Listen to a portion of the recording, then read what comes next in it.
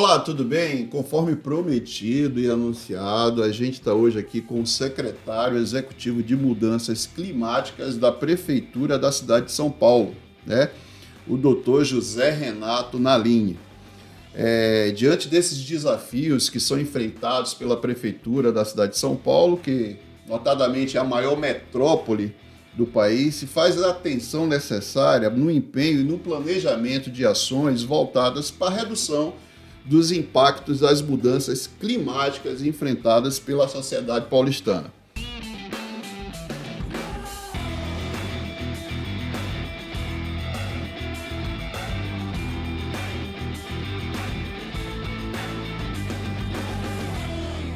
Pensando nisso, ninguém melhor que o professor Naline, né? Dr. Renato Naline tem uma vasta experiência, é o nosso convidado de hoje, é secretário executivo de Mudanças Climáticas da Prefeitura de São Paulo, conforme sobredito, foi secretário do Estado de São Paulo na pasta da Educação, presidente do Tribunal de Justiça do Estado de São Paulo e atual secretário imortal da Academia Paulista de Letras, membro também da Academia Brasileira de Educação, reitor da Uniregistral, professor universitário e autor de dezenas de livros, Ética da Magistratura, A Rebelião da Toga, Ética Ambiental, dentre outros títulos. Professor, muito obrigado. Não sei se eu consegui trazer o seu currículo à tona. É isso aí, obrigado pela sua Alex. presença. É uma alegria estar aqui em Jundiaí com você e com os advogados do Instituto da Advocacia Jundiaense e Região. Eu me sinto ainda um jundiaense, embora não resida mais aqui. Estou em São Paulo desde 1984, definitivamente, mas eu continuei durante muitos anos vindo lecionar, né? Tive a honra de ser seu professor, ética profissional. E então é uma alegria poder conversar com esses desafios das mudanças climáticas. É uma experiência nova, interessante e instigante, né? A cada dia você tem uma surpresa, nem sempre agradável. Perfeito, professor. Professor, o senhor pode nos esclarecer qual é o cerne da pasta que o senhor hoje faz a gestão? Não, o prefeito Ricardo Nunes, ele é muito sensível a esse tema, até porque ele é do extremo sul da capital, naquela região mais vulnerável, onde ainda existe resíduo da Mata Atlântica, onde estão as nascentes ameaçadas, e a gente precisa conversar sobre isso depois. Mas ele foi o prefeito que primeiro pensou na criação de uma Secretaria Executiva de Mudanças Climáticas.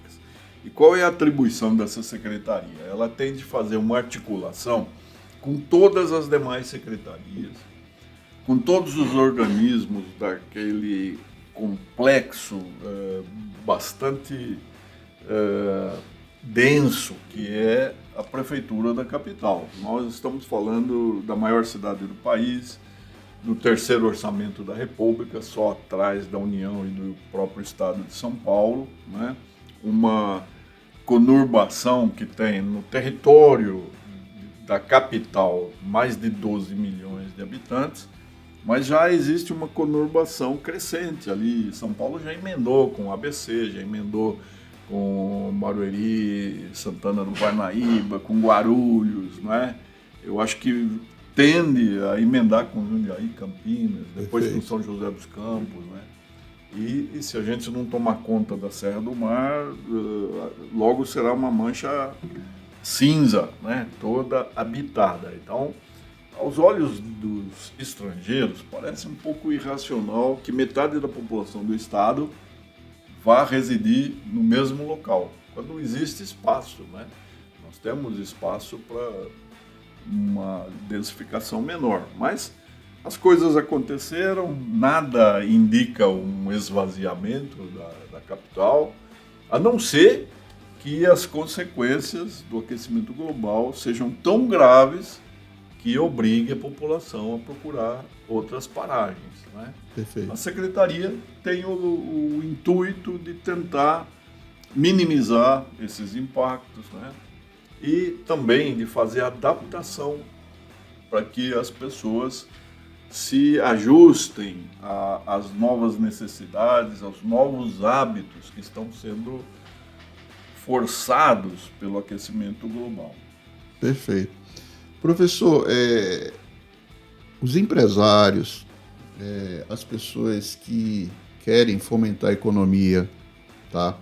Como é que elas podem contribuir? Quais são as ações, digamos, sustentáveis que podem ser desenvolvidas em parceria com a Secretaria?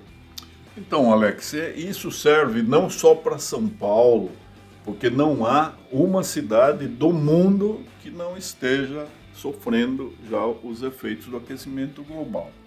Então, falando de São Paulo, nós temos 3 vilões que propiciam a emissão de gases formadores do efeito estufa, né?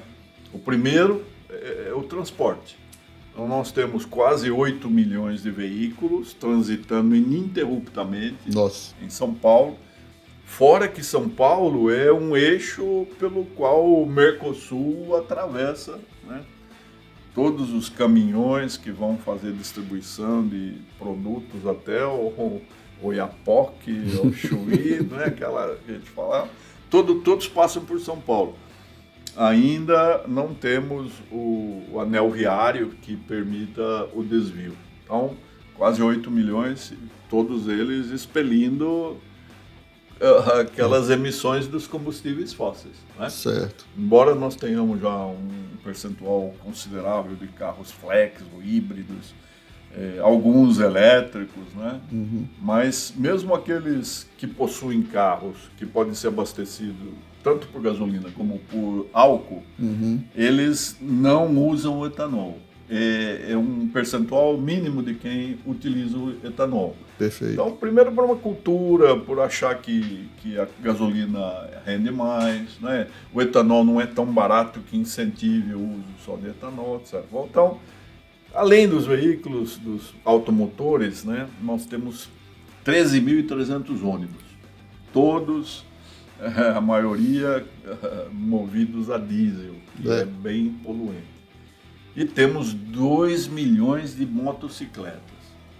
As motos são mais venenosas nesse sentido do que os próprios carros. Ou seja, se imaginava o contrário, né? Não é? Não é, não. Não é. Não, a moto, por ser um veículo menor, né? Não é.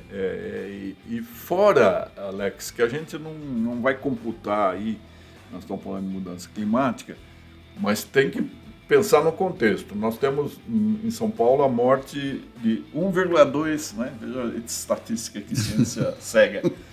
1,2 motoristas por dia, de ciclistas por dia. Óbitos? Motociclistas. Óbitos. Nossa. Então morre não é motoqueiro, é motociclista. Motociclista. É a nomenclatura correta. E agora, aqueles que ficam paraplégicos, tetraplégicos ou com fraturas que impedem que ele trabalhe, oneram o sistema de saúde, né? E há uma repercussão também, porque ele tem uma mulher ou um irmão, a mãe, que vai tomar conta e também falta o trabalho. Então você veja que coisa absurda que é uma coisa levando a outra. Bom, e o transporte é responsável por 60% das emissões. E as emissões causam aquecimento global, o aquecimento global gera mudanças climáticas. Segundo vilão é a energia estacionária, ou seja, tudo que nós fazemos é movido a energia, né? Nós estamos falando usando energia, usando lâmpada, usando computador, usando internet, nós usamos máquinas de lavar, geladeira, né? Tudo isso é conceituado como energia estacionária. Energia estacionária, aquela que nos abastece. 30% das emissões vem dessa energia. E 10%, né, o restante, vem dos resíduos sólidos, que esse é um problema que o Brasil precisa enfrentar, porque em nações mais adiantadas, aquilo que nós chamávamos até ontem de lixo é comprado pelas empresas, porque tem valor, né? Lixo pode ser luxo. Agora aqui em São Paulo... Eu gostei, professor. Lixo pode ser luxo. Pode. Gostei. Porque a vida, a inspiração da logística reversa, né? Nós já temos lei de logística reversa, pensando aquele que produz alguma coisa que tem duração e tem utilidade, precisa acompanhar a vida útil desse objeto, dessa coisa, e cuidar do resíduo para que não haja um descarte, né? A natureza não aceita o arremesso aos chamados aterros sanitários de coisas que só vão se decompor, às vezes, depois de 1000 anos. Nós nem sabemos se o mundo existirá. O mundo poderá existir, mas a humanidade talvez não, daqui a 1000 anos. É o caso dos resíduos plásticos, né? Todo tipo de resíduo, Alex, porque você tem, por exemplo, tecido sintético, é tão perigoso, é tão nefasto como o plástico, né? Agora, nós temos já a indústria capacitada a fazer reciclagem, né? E é o que acontece, talvez, em quase todas as cidades do Brasil. Talvez cidades menores possam administrar esse problema de uma forma mais eficiente do que uma megalópole que produz 1000 toneladas de lixo por dia. Mas pela complexidade, professor? Pela logística, como é que você vai recolher tudo isso, né? E dar a destinação correta. Então, para dar um exemplo, São Paulo, a cidade, tem 76% de suas ruas atendidas por coleta seletiva. Então, os caminhões especializados só coletam aquilo que vai ser reciclado. Perfeito. Os 76%, por quê? 24% são comunidades, são favelas, né? São conurbações que foram sendo ocupadas irracionalmente, não passa caminhão, é aquela... Né? Ou seja, existe a dificuldade de você operar nessas localidades. Então, 24% você vê, é 1/4 da cidade que não tem a coleta seletiva. Agora, professor, desculpe interromper, o senhor falou de 24% dentro de uma megalópole como é São Paulo, né?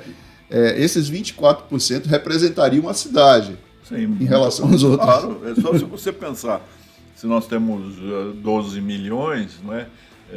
12 dividido por 4, né? São 3 milhões de pessoas que estariam sem a...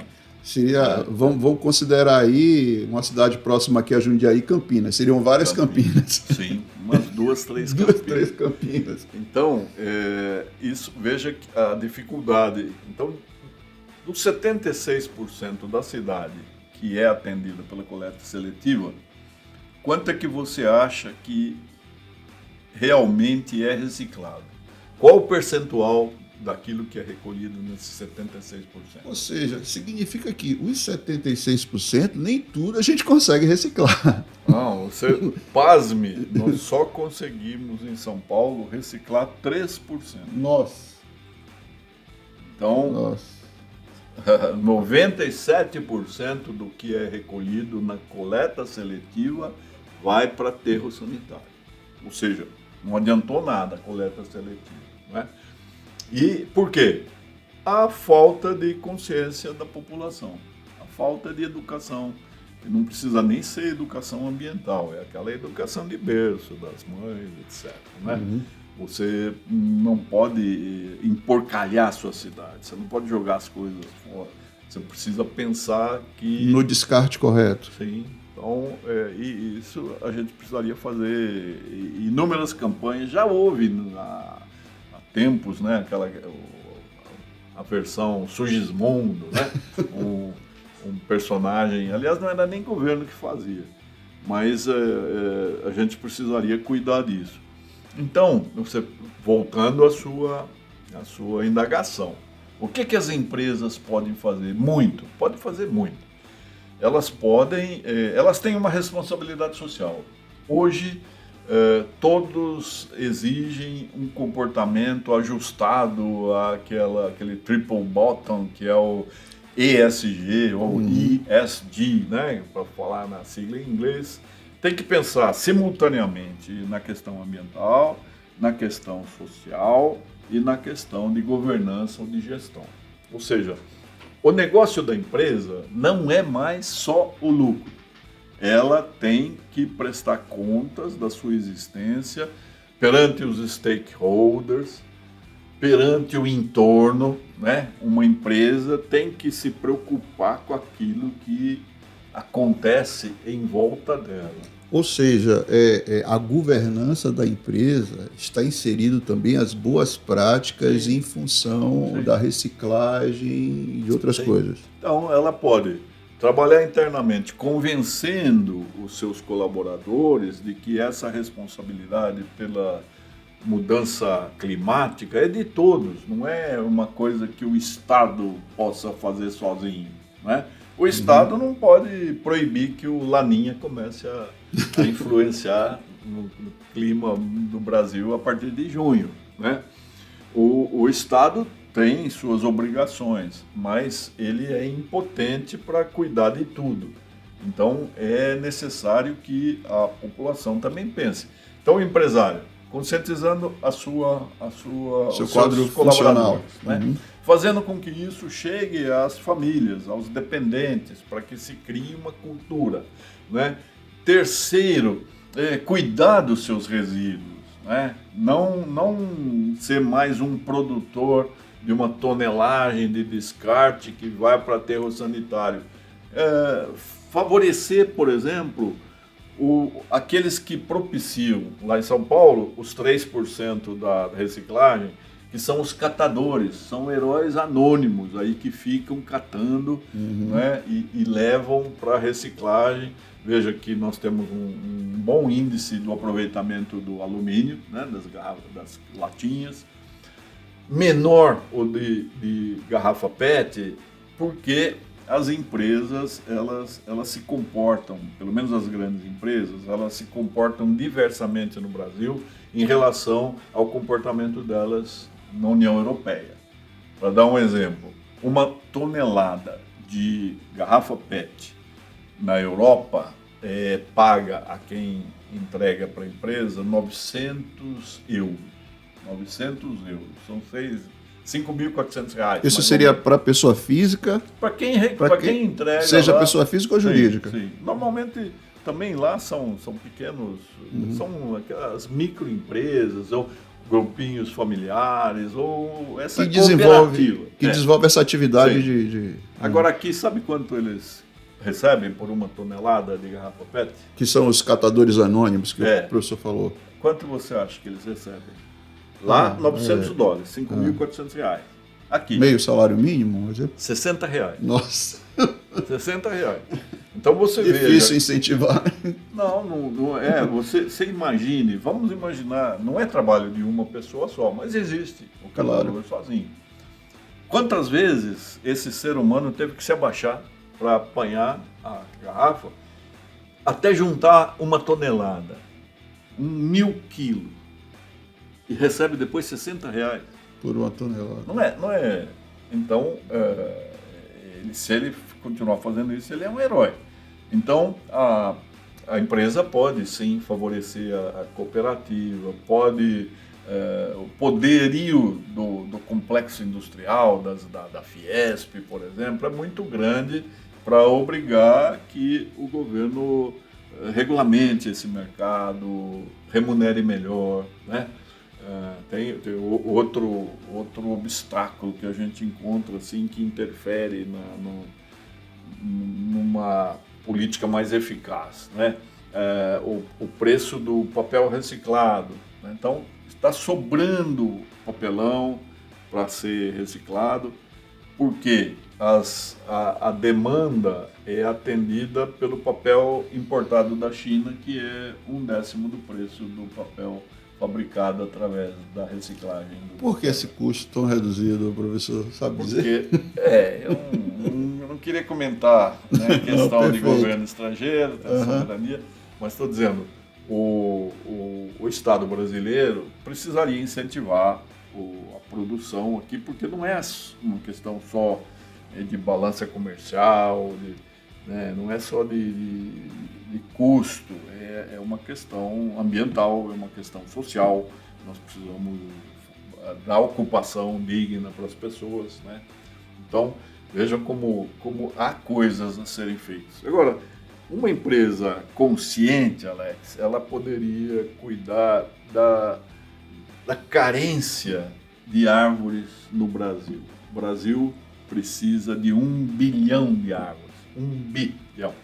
Então, há Esse 1 bi seria no sentido da nação nação ou inteira. nação inteira? O Brasil precisa de 1 bilhão, o mundo precisa de 1 trilhão, tanto Nossa. que há um movimento chamado 1 Trillion Trees, que é um movimento de muitas entidades. Aqui no Brasil tem a Fundação Pitágoras, que é sediada em Belo Horizonte, é uma jovem muito idealista chamada Helena Neiva.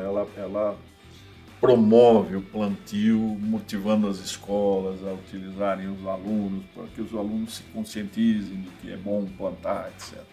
Porque a árvore, ela significa vida, Alex.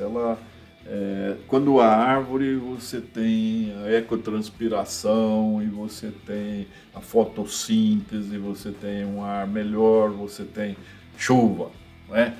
Vejam que quando se arranca a mata ciliar dos córregos, dos rios, eles secam, né? Uhum. Então, a árvore propicia uma temperatura melhor.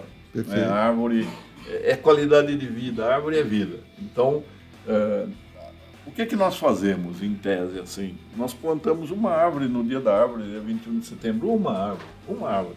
Não, nós precisamos de 1 milhão. Eu brinco, né, ridendo castiga timores, ou seja, você faz humor, mas querendo falar a verdade. Se cada paulistano, né, plantasse uma árvore, nós suplantaríamos a falta verificada, que é de 1 milhão de árvores em São Paulo, porque nós temos 12 milhões de habitantes. Né? Então, e não custa, não é uma coisa impossível você plantar uma árvore. Não só plantar, hein? Depois acompanhar, porque muitas das árvores plantadas são abandonadas e não sobrevivem. E não sobrevivem, né? Entendi. Então tem muita coisa a ser feita. Agora, é aquilo que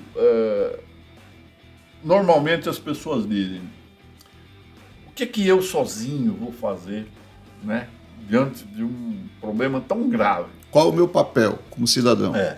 Então você pode sim fazer alguma coisa que melhore, ou pelo menos não piore, né? Você veja que os banhos prolongados, né? Então a pessoa primeiro liga o chuveiro, aí que ela vai tirar a roupa, aí ela bota o pé para ver se a água está quente, para ver se já esquentou, tal. Então, se a gente conseguisse reduzir o banho, economizar 1 litro por dia de banho, você melhoraria o mundo. Veja ali, São Paulo, 12 milhões. Seriam 12 milhões de economia, né, de água. De litros d'água. Né? Uma coisa que a gente precisa também conscientizar ou educar os nossos colaboradores. Né? Então, você tem aquelas pessoas que trabalham nos condomínios, né? Então as cidades todas estão se verticalizando, e ensinar a eles que existe uma coisinha útil, muito boa, chamada vassoura, porque eles preferem a vassoura hidráulica. Então tem uma folhinha, um pedacinho de papel no passeio ou no pátio do prédio, e eles vão tirando com a água, fazendo a água. Ou seja, né? Faz da água o papel que a vassoura deveria estar fazendo. Vassoura hidráulica, não é vassoura hidráulica. Vamos pegar vassoura, aquela vassourinha de piaçava ou vassoura de palha, né? Tem Entendi. muitas vassouras. Isso dá para fazer, né? Você poderia, por exemplo, Alex, deixar 1 dia ao menos de usar o seu carro, que é o veículo mais egoísta do mundo. Né? Quantas pessoas? Um só motorista. Né? Qual é o número de carros que tem só uma pessoa, só um motorista? Então, usar mais a bicicleta, andar a pé, que é um tremendo exercício também. Faz bem para a saúde. Né? Subir 1 ou 2 degraus sem usar o elevador. Veja quanta coisa você pode fazer né? E os africanos dizem, o resultado de pequeníssimos gestos praticados por indivíduos, quando somados, eles produzem um resultado magnífico. O que precisa acontecer, Alex, é fazer com que a mudança climática entre no radar das pessoas. Por quê? Antigamente se dizia, daqui a 100 anos as calotas polares vão derreter, então o nível do mar vai subir, né? Daqui a 100 anos. E qual é a tendência do ser humano, né? Que é bem egoísta, bem imediatista? Daqui a 100 anos eu não estou aqui. Quem vier que se vire. Não é? Só que as coisas começaram a acontecer. Então nós tivemos, 2023 foi o ano mais quente da história. Em 125 mil anos, veja o que a ciência mostra, foi o ano mais quente. Todos dizem que 2024 vai ser assim também. Nós estamos hoje, né? Ou seja, não é um caso pontual. Não, é o mundo. É uma consequência mesmo. Sim. E eu acho que não há mais possibilidade de você ser negacionista, falar, não, a Terra se vira, sempre aconteceu isso. Não, a ciência é unânime hoje. É a ação humana que está deixando o mundo em condições de intolerabilidade em relação ao ser humano. Né? E uma coisa que a gente precisaria frisar, enfatizar, exagerar bastante, principalmente com crianças e jovens, é o de que não é o mundo que está correndo o risco. Né? Somos nós. Somos nós. Em 1992, quando houve a ECO do Rio, né, o Gorbachev veio, Mikhail Gorbachev, o grande líder russo. E ele fez uma declaração lá que muito pouca gente prestou atenção, deu realce. Ele falou, se nós não mudarmos nossos hábitos nos próximos 30 anos, e eles já foram, esses 30 anos, né? O mundo vai continuar a existir. Esse planeta, numa galáxia que não é de primeira importância, o Sol não é a estrela mais potente do universo, do cosmos aí. Ele vai continuar a existir, mas ele vai prescindir da espécie humana para isso. Então quem está correndo risco é a humanidade. Né? Então eu acho que, até por questão de sobrevivência, a gente tem que levar a sério a mudança climática. Certo. Professor, teve algo que o professor citou a respeito dos heróis anônimos, que são os catadores. O professor entende que eles são os grandes responsáveis hoje pelo que se faz de reciclagem? Sim, infelizmente são. Ou felizmente, né, do lado bom, porque eles aprenderam a coletar aquilo que realmente tem demanda, né? Então eles trabalham ajustados à demanda e fazem uma ação benemérita, né? Benfazeja, porque eles vão recolhendo aquilo que nós jogamos, né? A imprudência da população quando joga as coisas na rua, quando joga as coisas nos córregos, né? Tamanha, né? Você veja que aquilo que foi abandonado numa sarjeta, no meio-fio, com uma enxurrada vai parar... Entope os bueiros.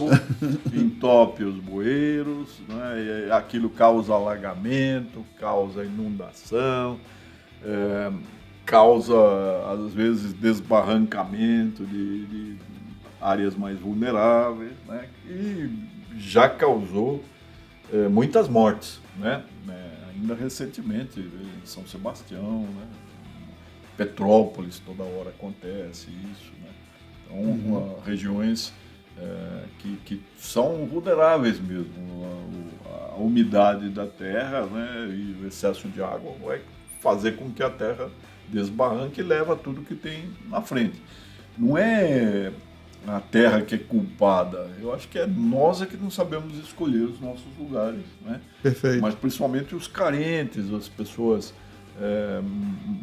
os mais pobres mesmo, que não têm condições de disputar um espaço territorial num condomínio de luxo, né? Então eles vão ocupando as margens dos córregos. E sofrem com essa negligência, não, né? E são os que mais sofrem. primeiro morrem ou sofrem perdas enormes, né? Os prejuízos a cada chuva forte, quantas pessoas perdem tudo que amealharam, né? Tem que começar de novo. Então, a mudança climática chegou. Nós tivemos em novembro o mês mais quente do ano de 2023, que foi o ano mais quente em 125 mil anos. Num dia, 9 de novembro de 2023, em São Paulo, a temperatura média era de 38,7 graus. Nossa, então a sensação térmica foi lá para cima. Sim. Agora, se a média foi essa, e considerando que aquele extremo sul, Aparelheiros, aqueles bairros, tem 4 graus a menos, isso significa que em Itaim Paulista, São Miguel Paulista, Guaianazes, a temperatura, a sensação térmica deve ter sido de 50 graus. 50 graus. E isso é muito facilmente constatável, o prejuízo que daí advém nas internações e nos atendimentos nas unidades básicas de saúde, né? Ou seja, idosos, vai ricochetear em vários lugares. Então você veja como é algo que eu sempre me preocupei, Alex, assim, mas não com essa intensidade e não tendo detalhes como hoje eu tenho, né? Porque a secretaria foi criada em 2021. Eu já sou o terceiro secretário, porque é tão grande o desafio, é tão séria a situação, os 2 anteriores já saíram. Né? E há quem diga assim, vamos ver quanto tempo ele vai durar. Né? Porque chega um ponto, você fala, realmente não tem jeito, né? Quando você não encontra colaboração, não encontra eco, né? A sua envolvimento, né? A sua pregação não ressoa, não ecoa. Mas eu tenho encontrado também coisas boas, Alex, porque, por incrível que pareça, uma cidade como São Paulo tem pessoas anônimas fazendo coisas. Por exemplo, um senhor lá na Zona Leste, que é a zona mais desprovida de cobertura vegetal, né? Ele começou a plantar arbustos e árvores na margem de um córrego. E começou isso há tanto tempo que hoje esse córrego, a avenida se chama Carvalho Pinto, lá na Zona Leste, é até lugar de visita, um lugar turístico, porque as árvores cresceram, as pessoas começaram a respeitar, não jogar mais coisa no córrego. Exemplo de um cidadão. Um cidadão. Tem um outro ali também em Itaim Paulista, a Vilma e outras 6 senhoras, são as 7 senhoras que fizeram horta municipal, uma horta doméstica, assim, pegaram um terreno baldio e começaram a fazer horta e a partir daí animando as crianças a cuidarem daquilo, depois ver como é que a produção se desenvolvia, depois eles comendo aquilo que eles plantaram, né? E foi disseminando. É uma formiga trabalhando, sim, mas é alguma coisa boa, né? E falando em formiga, nós temos as formigas bembaúba, que são mulheres que plantam, que recolhem sementes pelas ruas, porque ainda há muita árvore em São Paulo, nos jardins, em City Lapa, aqueles bairros que foram planejados, tem árvore, caem as sementes, né, de ipê, de coquinho, de bauíne, de pitanga, e elas vão fazendo mudas e vão plantando. Então, nós precisaríamos de escala, fazer com que essas boas práticas elas se disseminassem e, portanto, fossem o normal, né? Sei. O novo normal, que se fala tanto depois da pandemia, o novo normal é se preocupar com a mudança climática e falar assim, eu também sou responsável. eu preciso ser parte da solução e não parte do problema. Professor, o senhor falou de escala, que a gente tem que trazer essa mudança de atitude, de conduta para um ganho em escala. Inicialmente eu comentei sobre o papel das empresas e das organizações, né, das corporações nisso aí. O professor citou alguma coisa, conscientização dos colaboradores, etc, etc. O que é que o professor acha do incentivo a essas empresas? Ou seja, será que o Estado pode dar algum incentivo? No mundo, Alex, isso é muito comum. Aqui, eu acho que o obstáculo vem da nossa própria formação jurídica, né? Você sabe que o Brasil é o país que mais tem faculdades de direito, né? Nós temos um número de escolas de direito, o número superior à soma de todas as outras que existem no restante do mundo. Nossa. Então, esse excesso de ciência jurídica, né, seria interessante que todos estudassem direito. Por que não? Mas para saber não só os seus direitos, mas para saber as suas obrigações. Exercer a sua cidadania. Suas responsabilidades, né? Então, mas... não para litigar, né? Não, litigância não dá certo para ninguém. Só para quem não tem razão.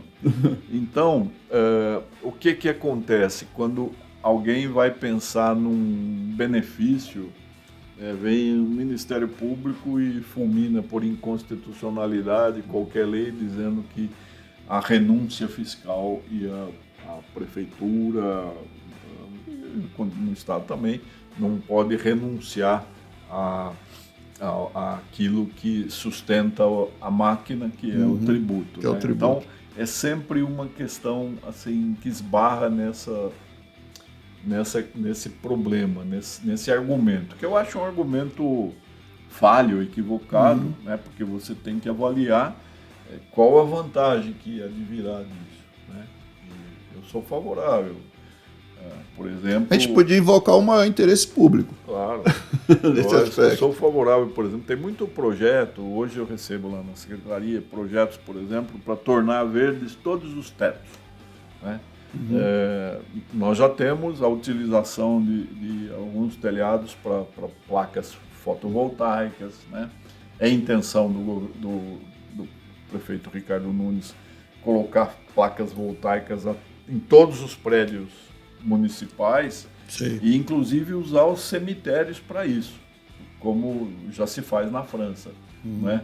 Porque aí a energia resultante disso abasteceria um grande número de pessoas, né? E é uma energia renovável, limpa, né? É o sol, então não dependeríamos da Enel, que é a nossa distribuidora lá, que isso causa tanto problema para a população paulistana. Professor, o senhor comentou logo no início do nosso bate-papo sobre os mananciais, que o senhor gostaria de citar. Pode falar alguma coisa sobre isso? Então, São Paulo teve uma crise hídrica em 2014. Né? Houve racionamento e uma grande preocupação. Hoje, 10 anos depois, nós estamos numa situação que pode ser até mais grave, porque os últimos mananciais que abastecem a represa do Guarapiranga, de onde se extrai 30% da água que abastece São Paulo, eles estão desaparecendo rapidamente, porque existe desmatamento, né, daqueles resíduos da Mata Atlântica, então vai desaparecendo a mata, e com o desaparecimento da mata vai havendo a ocupação por parte de invasores, de grileiros, até de pessoas ingênuas que acreditaram em empreendedores inescrupulosos, né, e vão construindo ali. Então, a ação da prefeitura, ela se converteu numa operação integrada em defesa das águas, se chama OIDA. É um convênio entre Estado e prefeitura, o Estado fornece policiais militares ambientais, a prefeitura guarda civis municipais e eles vão ao local. Quando está começando uma ocupação, eles podem coibir, impedir. Mas é uma luta muito insana e desproporcional, porque é um grupinho pequeno, né? Que atua, né? E a ocupação é orquestrada, com muita gente, né? Desde que haja uma suspeita de habitação, então eles fazem alguma coisa tosca, mas colocam uma cama, um fogão, deixam uma boneca, um bule, sabe, para mostrar que já tem habitação. Aí o Ministério Público proíbe que seja derrubado. Seja removida. E aí nós trabalhamos com aquela hipótese lamentável do fato consumado. Já que ocupou, a prefeitura tem que levar sarjeta, guia, água... Energia elétrica a Enel já leva sem pedir, porque, mas é uma coisa insana. E a água da Guarapiranga já está ficando bem contaminada. O uso de substâncias químicas para transformá-la nisso que ela deveria ser, inodora, incolor, insípida, Numa água potável. Não é tamanha a quantidade. O gasto, né? Não, a consequência dessas substâncias químicas, nós não sabemos o que vai causar nas crianças daqui a 10, 15, 20 anos, né? Então, é algo que nós estamos pervertendo a natureza. A água pura é ótima, a água que tem de ser trabalhada para poder ser consumida já não é água, né? O meu antecessor, o Gilberto Natalini, saiu por alguns motivos lá, mas eu tenho certeza de que um deles foi o de que ele, fazendo uma inspeção, um barquinho ali nas margens da represa, de repente as hélices lançaram fezes no rosto dele. Nossa! Então, é a água que nós tomamos, olha, é a água que a gente cozinha, que a gente toma banho e etc. Então, isso é muito grave, né?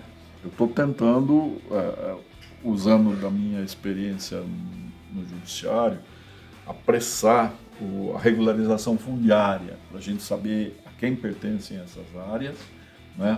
E chamar a responsabilidade. Responsabilizar se tem dono, e se não tiver dono, que pode ser área devoluta, terra devoluta, aí o poder público se apropriar delas e fazer com que haja...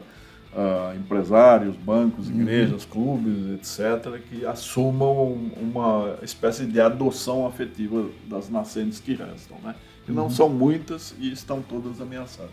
O professor falou aí agora há pouco sobre sua experiência do judiciário. Qual seria o caminho, então? Seria através de uma nova legislação, invocando alguns princípios constitucionais de defesa do meio ambiente? É nesse caminho que o professor está pensando, através da lei? Não, nós já temos lei em excesso, Alex. Nós temos a Constituição do Brasil, de 1988, ela tem muitos defeitos, mas ela garantiu uma democracia mais duradoura na República Brasileira, né? E ela tem o artigo 225, que é o artigo que cuida do meio ambiente. Quando a Constituição foi promulgada em 88, o mundo inteiro elogiou o artigo 225, dizendo que foi a mais bela norma constitucional produzida no século XX. Porque o nosso constituinte teve a coragem, a audácia de erigir a condição de sujeito de direito, o nascituro. Então, se a gente lê o 225, vê que incumbe ao Estado e à sociedade assegurarem às atuais e futuras gerações um ambiente saudável, essencial à sadia qualidade de vida, um ambiente equilibrado, essencial à sadia qualidade de vida. Então foi muito elogiado no mundo inteiro isso. Se a gente lê o artigo 225 e todos os parágrafos ali, que depois contemplam os biomas, fala dos princípios do polidor-pagador, etc., nós já temos um trato constitucional bastante denso e que, se nós cumpríssemos, nós não precisaríamos de mais nada. É que nós temos o péssimo hábito no Brasil de não cumprir as leis que nós fazemos. Né? Você já ouviu falar em algum país do mundo que tem lei que pega e lei que não pega? É o nosso caso. Professor, teve uma abordagem quando, na época de faculdade, em sala de aula que eu tive com o professor, que o professor tinha uma postura que era um pouco contra a litigância, a judicialização de muita coisa. E que muita coisa que hoje se resolve no judiciário poderia ser resolvida pelos meios administrativos. A gente pode pensar nisso também na questão climática? Sim, porque a litigância ela só interessa a quem não tem razão. Porque nós no Brasil, nós de tanto apreço ao duplo grau de jurisdição, nós conseguimos chegar a um surreal quádruplo grau de jurisdição. O juiz de primeiro grau, ele emite quase que uma minuta de decisão que vai passar por um tribunal, né? A justiça que não se sustenta. De repente, mas ela vai passar pelo Tribunal de Justiça. Ou seja, não para ali, né? Não, depois vai para o STJ, que é uma terceira instância. Não era essa a vocação do STJ, era de ser uma corte de cassação, como no modelo italiano. Já que nós temos 27 estados federados e uma lei nacional, pode ser que a lei nacional tivesse interpretação diversa nos 27 estados. O STJ serviria para unificar a jurisprudência. Não, eles estão revolvendo o mérito, devolvem para a segunda instância, para que se decida, devolvem até para a primeira instância. Então, e tudo chega ao Supremo Tribunal Federal, porque a nossa Constituição trata de tudo. Né? O ministro Aires Brito dizia, da tanga à toga, tudo cabe na Constituição. Na Constituição. Então, é uma justiça que é feita para servir a quem não tem razão. Porque quem tem razão quer uma solução rápida. Perfeito. Você não pode perder décadas para ver o reconhecimento do seu direito. Então, é muito triste, né, nós da área jurídica, verificarmos que em outros países as pessoas que têm razão, que têm seus direitos lesados, falam para o infrator, para aquele adversário, eu vou ver você lá no tribunal. No tribunal. Os americanos falam muito isso. My day in court, né? O seu dia na corte. Né? Aqui é aquele que ofende você, que lesa os seus direitos, que vulnera os seus interesses, que fala assim, vai procurar seus direitos. Na justiça. Não é? Impressionante. E a gente se acostuma com isso, a gente convive com isso. Então, porque é uma falta de educação, aquela educação completa, uma educação cívica, uma educação patriótica, uma educação consequente, né? Então, o Constituinte acenou o caminho da democracia participativa, mas a democracia participativa, ela implica em sacrifício, em você assumir os erros, as suas responsabilidades e participar. Então, né, hoje você vota no município, você vota no vereador, vota no prefeito e depois se esquece, só vai lembrar daqui 4 anos, às vezes não sabe nem quem votou, não acompanha as sessões da Câmara, não cobra, não leva né? Sugestões, não cobra, não fiscaliza, né? Então, é triste falar, mas cada um tem o governo que merece. Verdade. Professor, já estamos aí no adiantado da hora, né?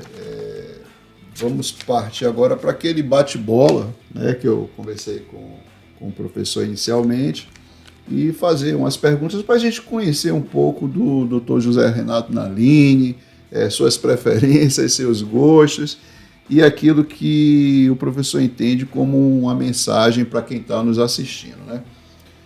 Professor, um livro. Um livro, eu gosto das Meninas da Lígia Fagundes Telles. Pode falar um pouco sobre o desse conteúdo? A Lígia, eu tive a alegria e o privilégio de conviver com ela durante algumas décadas. Ela era minha vizinha lá em São Paulo. E depois ela me levou para a Academia Paulista de Letras, junto com o Paulo Bonfim. E E eu tive, assim, a alegria de rever coisas que a Lígia escrevia. Ela escrevia e antes de publicar ela levava: Renato, o que você acha? Eu falei: quem sou eu? É uma pessoa maravilhosa. Então esse livro, As Meninas, ela escreveu em plena ditadura. É um livro corajoso, você vê que tem temas ali que uma mulher que nasceu em 1918 não falaria, por exemplo, lesbianismo, né? Sei. Mas já foi depois, já houve novela, houve filme, né? Mas assim, em homenagem à Lígia, eu falo das meninas. Embora eu prefira, assim, um conto que se chama Antes do Baile Verde. É um conto maravilhoso da Lígia também. Também. Um filme. Filme, agora vocês vão, assim, talvez me julgar mal, mas o filme que mais me impressionou foi um filme que eu assisti quando criança, devia ter uns 7 anos, com a minha avó, que se chamava Em Cada Coração Uma Saudade. Eu tive uma avó maravilhosa, minha avó materna, que era também minha madrinha, e a gente ia ao cinema junto, né? Na década de 50 do século passado, então vejam. E a gente foi assistir esse filme e depois nós dois choramos lá. Em Cada Coração Uma Saudade. Eram crianças cujos pais morriam e elas eram deixadas cada um num lar onde poderiam ser acolhidas. Era uma coisa assim bem... Aí depois, um filme alegre que eu gosto muito é Sete Noivos para Sete Irmãos, que é um bailado muito bonito do oeste americano. E eu assisto várias vezes a Parente e Serpente, para mostrar como são as famílias italianas. Né? Parente e Serpente. Remota um pouco a sua origem, professor? Sim, porque a gente pensa que quando vai para a Itália procurar os seus ascendentes, seus primos, tal, você vai ser recebido com todas as honras, com carinho. Não é sempre assim. Assistam Parente e Serpente. Tá certo. Professor, uma música ou uma canção? Eu gosto do La Mer. Né? La Mer. Eu tenho todas as gravações. Hoje com Spotify você consegue, Consegue né? baixar. Então, mas aqui em Jundiaí, quando eu era adolescente, eu tinha um long play, não é, de Ray Conniff. A faixa La Mer, ela ficou até gasta, porque de tanto eu já punha passar. E era aquele tempo da primeira paixão, do primeiro namoro. Então, ainda hoje, quando eu ouço La Mer, e eu tenho todas, como eu falei, eu tenho o Charles Trenet, que foi a primeira, lá no começo do século passado, não é? Mas tem a Carla Bruni, tem todos os cantores cantaram La Mer. Não é? Você tem... Estou esquecendo aquele inglês que foi coveiro, ele é o Rod Stewart. Que eu gosto muito dele. Ele tem um By on the Sea, né? Então eu sempre que eu posso escuto La Mer. Então eu volto a quase infância. Agora vamos um pouco mais para o Brasil. Um time de futebol. Santos Futebol Clube. Tá. Eu brincava, né? Toda vez sai essa história de futebol e na carreira a gente conversa muito. Eu falava assim, para time grande eu torço pro Galo da Serra. Agora time pequeno, Santos. Isso por causa da geração Pelé. A Pelé vinha muito para Jundiaí, na casa do Dalmo Gaspar. Certo. Né? E eu tirava muita fotografia com o Pelé. Meu pai era um santista convicto, então cada vez que eu mostrava uma fotografia com o Pelé, ele ficava todo feliz. E eu tive muitos contatos com o Pelé. Inclusive na inauguração do museu, Pelé.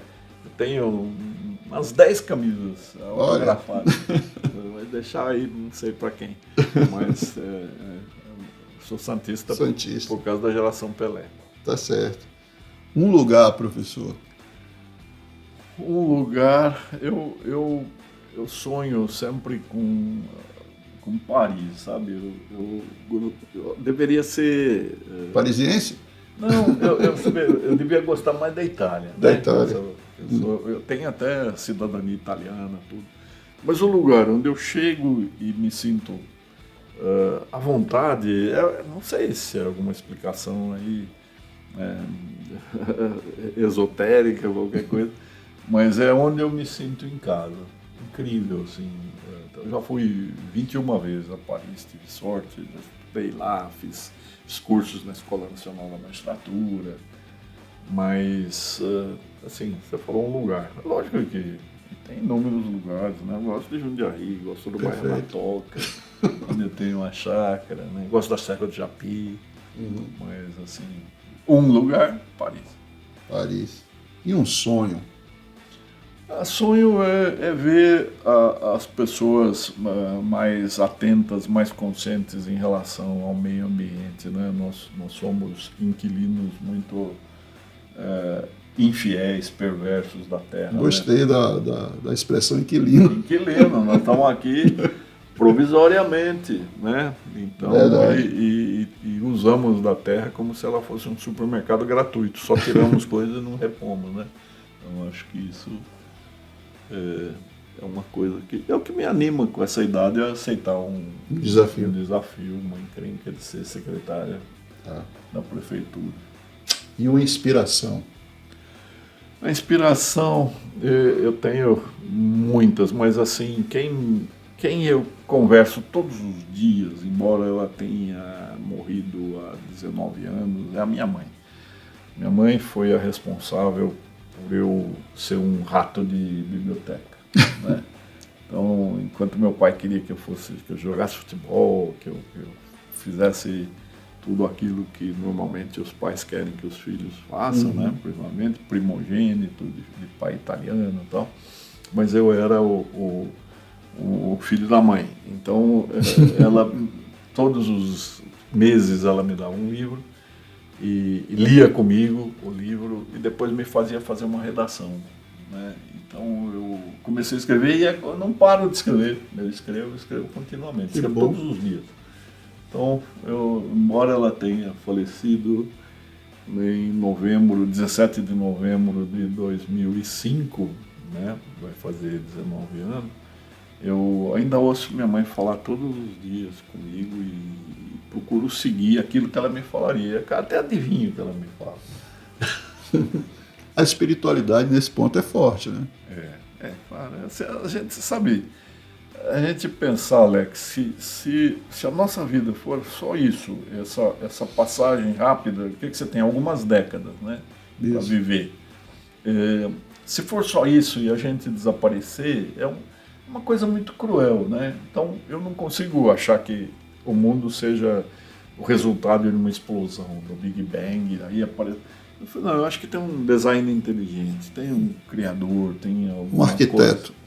E isso, ele não seria tão perverso de fazer a gente sonhar, pensar, sofrer, etc. E depois jogar a gente fora, não sobrando nada, né? Como nós fazemos com os resíduos sólidos.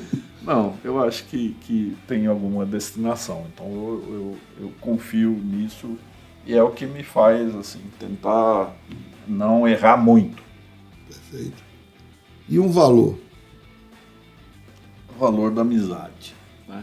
Eu falo que família, você é acidente, né? Acabamos de falar parente serpente. Então, o sangue não significa identidade não, pega. Isso é quase impossível. Nem gêmeos univitelinos, idênticos, são iguais. Então, você tem de tudo numa família, principalmente quando a família é grande. Agora, amigo, você tem a obrigação de ter amigos bons, porque você escolhe, né? Se você escolheu mal, você troca. Mas amizade é uma coisa... E hoje, quando você vê que há longevidade, as pessoas estão vivendo mais, quem pode, né? Sim. E um dos fatores da longevidade é você ter amizade, você ter amigos, você conviver, você conversar, você ouvir, você se relacionar. Então, a pessoa que fica sozinha, numa solidão forçada ou escolhida, ela vai morrendo mais rapidamente. Verdade. E por último, professor, uma palavra ou uma frase que define Dr. José Renato Nalim. É um aprendiz. Eu sou alguém que eu repito isso para filhos, para netos, para todo mundo, que o dia que você não aprende alguma coisa é um dia perdido. Só. Sim. Então eu estou aprendendo muito. Né? E esse mergulho, então, num assunto que é tão complexo e é tão denso e se relaciona com praticamente tudo. Eu não encontrei algo que fale assim, não interessa, mudança climática não interessa para isso. Interessa para tudo. Interessa para economia, interessa para assistência social, interessa para emprego, para trabalho, para política, para convivência, para educação, para ética. Todos os assuntos passam pelas mudanças climáticas. Então, procuro prestar minha colaboração, mas estou mais ganhando do que oferecendo. Oferecendo. Pois é. Pessoal, você viu aí, conheceu um pouco do trabalho do Dr. José Renato Nalini, à frente da pasta de mudanças climáticas da Prefeitura de São Paulo. Professor Nalini, consigo para as suas considerações finais. Alex, eu queria agradecer essa oportunidade de conversar espero que com Jundiaí, né, que é a cidade onde eu nasci, é onde eu vou ficar mais tarde, não tenho pressa, né, no cemitério Nossa Senhora do Desterro, onde estão meus pais, meu irmão e tantos amigos. Hoje eu passei lá antes de vir para cá e fui vendo tanta gente que eu conheci, né? E infelizmente também o nosso amigo João Carlos José Martinelli, meu professor amigo, nosso, né, colega? E uma pessoa com quem eu convivi muito, senti muito a morte dele. 7 anos mais novo que eu. Nossa. Então ele partiu precocemente. Professor, sucesso. Obrigado. Na sua nova empreitada, né? Muitos desafios pela frente e conte sempre conosco, tá? Muito obrigado. Forte abraço. Muito obrigado. Você também.